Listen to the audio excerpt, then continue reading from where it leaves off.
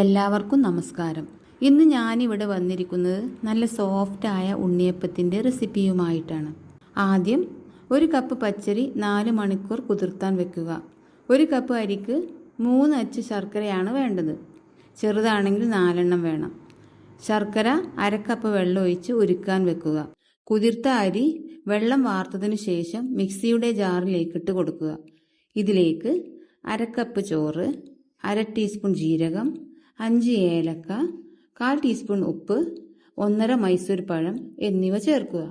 അതിനുശേഷം ഉരുക്കി വെച്ച ശർക്കര പാനി നല്ല ചൂടോടുകൂടി തന്നെ ഇതിലേക്ക് ഒഴിച്ച് നല്ല പോലെ അരച്ചെടുക്കുക. അരച്ചെടുത്ത മാവിലേക്ക് ഒരു നുള്ളു ബേക്കിംഗ് സോഡ, 1 ടീസ്പൂൺ നെയ്യ് എന്നിവയും ചേർക്കുക. അരമണിക്കൂർ റെസ്റ്റ് ചെയ്യാൻ വെക്കുക. അതിനുശേഷം ഉണ്ണിയപ്പ ചട്ടിയിൽ എണ്ണ ഒഴിച്ച് നല്ല ചൂടായതിനു ശേഷം മീഡിയം ഫ്ലെയിമിലാക്കുക. ഇനി ഓരോ കുഴിയിലേക്കും 1/4 ഭാഗം മാവ് ഒഴിച്ചെടുക്കുക. അങ്ങനെ ഓരോന്ന് ചുട്ടെടുക്കുക. നമ്മൾക്ക് പെട്ടെന്ന് തയ്യാറാക്കാൻ പറ്റാവുന്ന നല്ല സോഫ്റ്റായ നല്ല ടേസ്റ്റിയായ ഉണ്ണിയപ്പം റെഡി.